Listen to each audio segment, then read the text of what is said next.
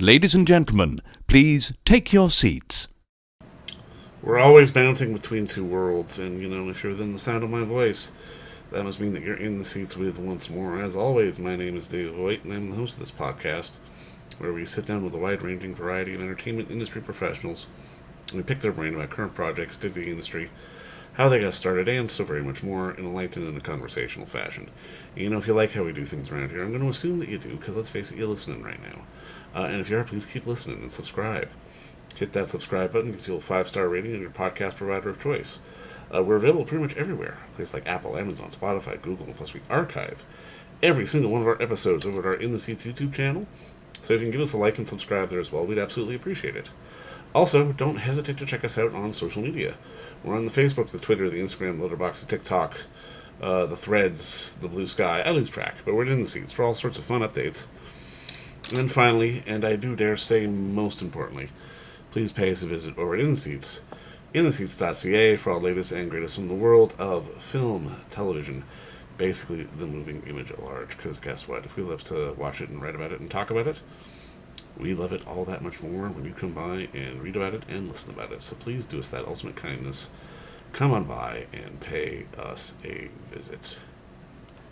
On this episode, we got a glorious little piece of Canadiana. It is in theaters now over at the Varsity. It's called Shook.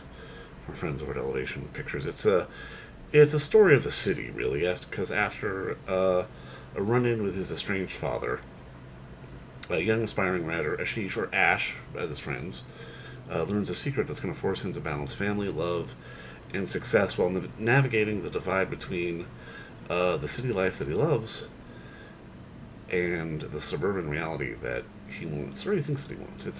It's that classic tale of the suburbs versus the city, which is one we can all relate to, especially when we're living in the city. But I had the unique pleasure of sitting down and talking with co-writer director Amar Wala about the origins of the story and making the film and all that fun stuff. We had a great talk, but like I said, before you do anything, go get your tickets for Shook. It is in theaters now here in Toronto, but enjoy our talk again with Amar because it's a darn good one. All right, well, Amar, obviously, man, first off, just thanks for the time today. I really appreciate this. And I got to watch the movie last night, man. I loved it. I thought it was great. Oh, thanks, man. That means a lot. I mean, I guess the first question is like, walk me through the origin of it all. Like, what made you want to tell the story? It's based on a lot of personal stuff and a lot of real things that happened with me and my family in my like mid 20s. So, around that time that you're supposed to be like moving out and figuring out your life, kind of what happened was that my parents' marriage ended. And not long after that, my dad was diagnosed with Parkinson's disease, Yeah. which is sort of the premise of the film. But the crazy thing that happened on top of that was that one of my best friends actually had just become a neurology resident in Toronto. And so it wasn't like that part of the story is true. And so it felt like on the one hand, had this stroke of bad luck with my father's illness, but not many people who go through that have the luck of having a friend who happens to be a specialist in that field. Of course, yeah. So it was a tremendous amount of luck. So it felt like there was something special there. And I always kind of knew I wanted to at some point touch on this in a movie. And years went by and years went by. And finally, when my family had kind of, resettled in a new shape after my parents' marriage ended, and I had kind of gotten enough distance from it and kind of dealt with it personally, it started to feel like there was a story here for sure, a premise of like a really good Toronto story, mostly about that time in your life, right? Like it's the time in your life where I think a lot of people will connect with it because you're done school, you're supposed to figure out the next thing. But if you're trying to be an artist, you can't just go get a job. There isn't like a clear pathway. There's no artist store. Yeah, exactly. Like, what exactly do you do next, right? So it felt like that with a specifically South Asian family context was a cool idea for a movie that I hadn't really seen yet. So Love it. No, I mean, I think the thing that really struck me was, I think this is probably true of like the first half of the movie. Ash felt like he felt like he was on an island, and visually, like you were shooting him like he was on an island. How yeah. important was it for you to sort of make sort of him small and the expanse of the city kind of big to give us that sort of disconnect? Oh man, I'm really glad you picked up on that. I feel like it's the way, that trip he takes to downtown Toronto to come down and write, like I've done that trip 4 billion times, right? And so it just kind of seeped its way into my head. and part of it is obviously like a political statement about this city and about why it's so hard to move around this city, Yeah, right? Um, but really, it was like also part of honoring Toronto in a weird way, right? Like it's critical of Toronto, but also honoring the visual stuff, like the visuals of Toronto. It feels like the city never gets to play itself. People don't realize how good looking it is on film because it's always pretending to be New York or pretending to be Chicago or something like that. And Scarborough is another area that, because I grew up there, like I'm always blown away by the contrast between downtown and Scarborough, like the vast openness of Scarborough, the big skies, the yeah, landscapes. That's always just naturally the way I've seen the place. And so it made sense to make Ash this like little dot in this big, beautiful landscape, right? Whereas downtown, there's a bit more bustle, a bit more energy. He's in tighter spaces. You'll notice we shot him in like tighter bars and tighter yeah, for restaurants. sure. Yeah, yeah. Um, yeah, and I think we didn't want it to be like hitting the audience on the head with this stuff, but really we wanted to show the contrast between the sort of like suburbs of the city and what downtown looks and feels like. They're both beautiful in their own way, right? So Yeah. No, I mean, I guess I mean, it's the old joke, right? 90% of your job is casting. yeah, Talk to me a little bit about settling on Saamer as Ash, and then just Amy as Claire, who honestly I think is like on the brink of being sort of the next big thing, at least from a Canadian standpoint. She is so good in everything that she does. she's incredible. Yeah, and the cast is really, really, really wonderful. Like every experience with them is has been so like fun and joyful. And like, when it's my first scripted feature, they've all got way more experience than me, right? Like this, if you get the wrong type of attitude on set, this could have gone wrong. And instead it was the opposite. They were like super, super supportive of me, super supportive of the crew. And like Sommer had just finished like Three Body Problems season one, where he's like, Right, right. like it's like a $300 million show, and then he comes to this like tiny Canadian indie and is just like cool as hell and like so easy to work with and fun.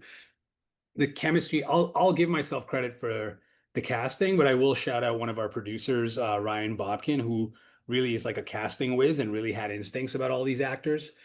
But really, at this level, these actors are not auditioning, right? You really are making them an offer, and you've got to be really confident about that offer, and you've got to be really confident about their chemistry. So I'll give myself credit for that part of it.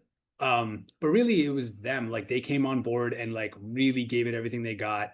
They were serious. They were like well prepared. They were kind. It was really a dream experience, and I don't know how it gets better from here, but I hope I can match this on every project. I hope so too. And I will say, Amy, so Sommer's doing Three Body Problem season two now. Amy was just on Broadway as a lead, right? Yeah. And Bernard White, who plays the dad in the movie, the dude was in the freaking Matrix. Of course, my God, yeah. Oh my God. So it's like I'm sitting here being like, oh, well, I've made these little indie documentaries. And Amy's like on stage getting the best picture for Coda, right? Like not receiving it herself, but she's part of Yeah, the yeah, team. yeah, no, Yeah. 100%. I love, I mean, you mentioned this a little bit, just the idea of that kind of emotional limbo after school, before sort of, you figure things out, in that moment where you're kind of figuring things out. And I love the dichotomy of sort of the allure of the city and sort of the life that that offers versus sort of the suburban life that you may want, but it's also depending on your upbringing, the life that you're told that you want. Yeah.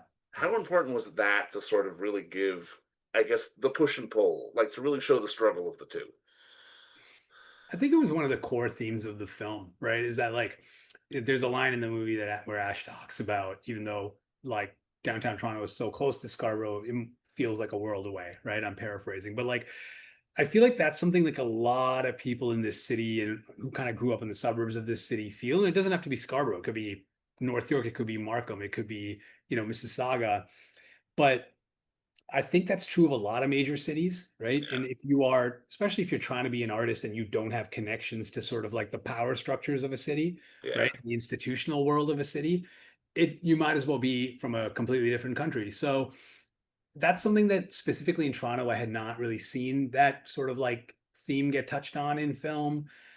And then the reason it's set in Scarborough, I know a lot of people want to describe it as a Scarborough movie. I feel like it's a Toronto movie that Scarborough is obviously a very big part of, and I'm very proud of Scarborough and being from there. But really, that's only because that's where I grew up, right? Like that mm, is what's familiar to me. That's what makes sense. But if a filmmaker had done this from the other end or from North York or something like that, I think the critique would have been the same. I mean, this city prides itself on like diversity and all of that kind of stuff, but it doesn't really make it easy to kind of like um connect with sort of like the, like I said, the power structures of the city if you're from the areas that we call the ends, right? It's very hard to break into the arts world or like, the finance world and all of that kind of stuff if you're from these communities, despite the fact that Toronto lauds itself on this diversity. It doesn't open up those doors that easily. So I think that that's what Ash is kind of struggling against. And I didn't want to show too much of that because I don't want to focus so much on his career. I wanted it to be about sort of that limbo of like what even is a career when you're in your 20s and you're trying to be an artist, right? But it definitely was an important theme. Well, and it's one of those things, and I mean, there's also like there's real parallels here with you as well because I mean, you adapted this from your own short, correct? Yeah. It's one of those things where in film you get the luxury or you get the ability to sort of do a test run on a story before you can kind of see if it can work on the grander stage.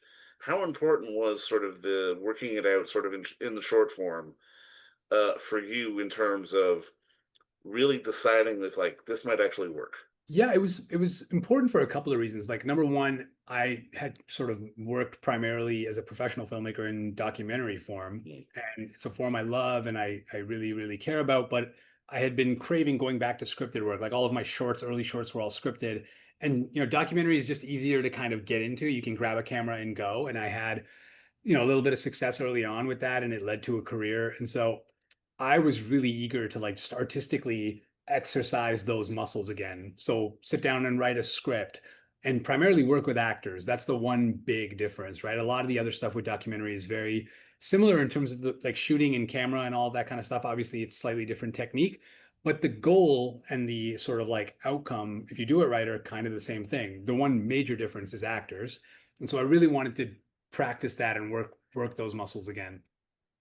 And then secondly, the short being, hopefully technically sound and a well-made film is what gave sort of the industry confidence when I went out with the feature that I could do this, right? Because what happens when you're a filmmaker is if you it, Canada has a great way of just like really trying to get filmmakers to stick to a specific lane. So if you're a comedic episodic director, Right, they right, right. only want you to do that, right? And if you're a doc director, they only want you to do that, which of course is like it's against every instinct an artist has because we want to try everything or we want to really explore things, right?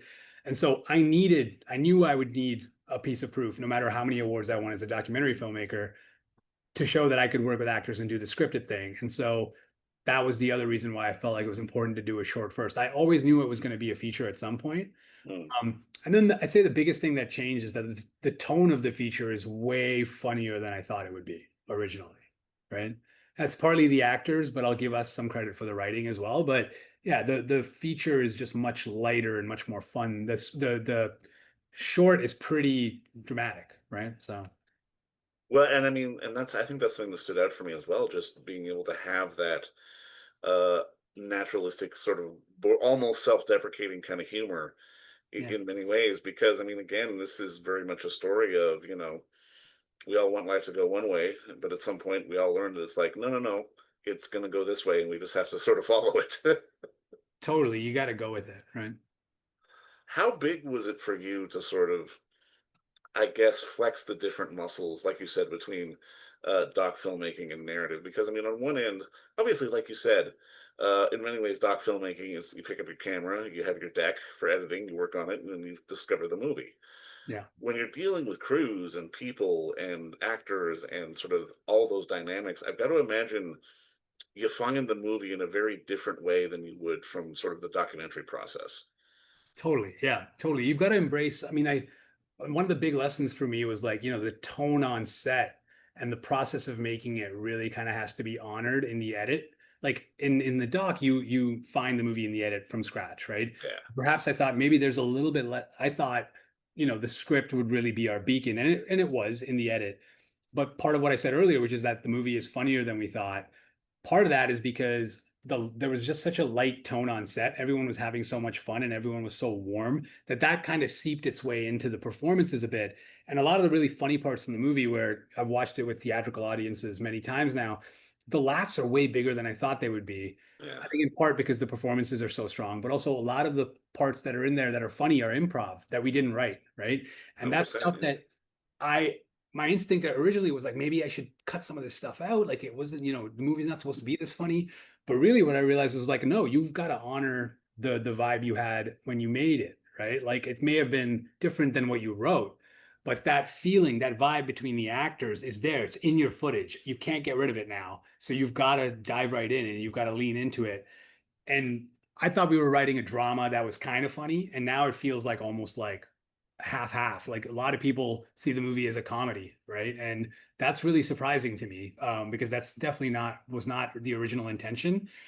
But it's a good feeling, right? It's a really nice feeling to know that we made something that's fun in that way, but still, hopefully, the dramatic beats still feel emotionally powerful. So, Is there? I mean, I guess the question I want to ask is like, where does or how does the creative payoff kind of differ? Because I mean, it feels like in a narrative feature, you're leading a village. I mean, not to say you're not leading a village on a dock, but it's a yeah. different kind of vibe. Yes. Yeah. Yeah. I mean, I think it's different, but there's a lot of similarities. Ultimately, the process of what you're trying to capture within the camera is similar. But really, like, I think the bigger thing is like, when there's three or four of you out in the world, and we did shoot some of the stuff documentary style, like some of the stuff on this TTC is a very small crew, for Yeah, example. yeah. It's just Saamer, our lead, walks through the subways and everything like that, and we're just following him. Like there's like three or four of us, right? Um, and there's a scene in the film with a Parkinson's patient kind of demonstrates a technology and a device he's using to handle his tremors. That's a real Parkinson's patient. And I shot that in one take, documentary style, because I didn't want him to have to do that over and over again, because it's a very difficult thing, as you can Of imagine, course, yeah. right? Um, and so that stuff really like it felt like my skill set had kind of like prepared me for that.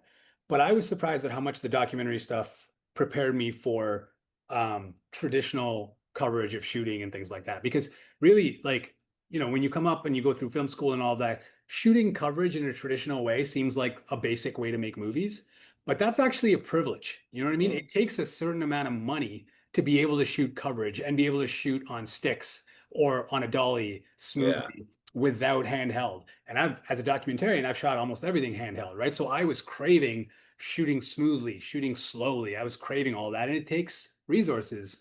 So that was a huge privilege for me. But knowing how to cover a scene really quickly in documentary so that it cuts together seamlessly and you don't have to explain anything in voiceover really does translate to a lot of these other scenes where you shoot coverage where people are touching things and all that kind of stuff. Like the skill set really does translate in a way that even surprised me. And I'd say the biggest payoff really, the biggest difference really is um, performance. And like with documentary, you're not worried about performance because you're most of the time not working with performers unless you're doing recreations, which is a separate thing, right? But there were so many times where I thought a camera move was perfect on take three, right? Yeah. But the performance was better in take two or one.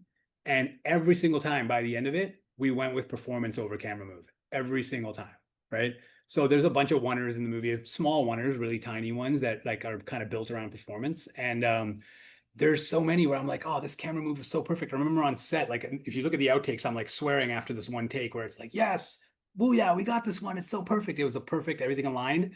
And I didn't end up using it because performance was better at in the take before, but it was slightly bumpy. You know what I mean? So that was really what was amazing to me is like how much performance matters in a scripted film over all the other bells and whistles. 100%, man. But I mean, Amar, man, this is such a dynamic, emotionally sort of layered film. And Oh, I mean, I thanks. loved it. And I mean, I can't wait to see what's next. I mean, I was going to ask you almost what was your favorite between doc and narrative, but I mean, I can see just in talking to you, you've managed to sort of blend the magic of both worlds to really maximize what you do as a filmmaker. And I just want to say congrats on that. And again, thank you for the time. Oh, thanks, man. It means a lot to me. Yeah, yeah. And please tell your friends and family to go check out the movie. Absolutely, man. All right, talk to you soon. And don't forget to visit our friends over at Bay Street Video for all your DVD, Blu-ray rental, or purchasing needs this summer, as they are still open for curbside and some mailing delivery as well. Over at 1172 Bay Street, Toronto, Ontario, Canada, you can give them a call at 416-964-9088. That's 416-964-9088. Or send them an email at baystreetvideoto@gmail.com for any of your DVD and Blu-ray needs.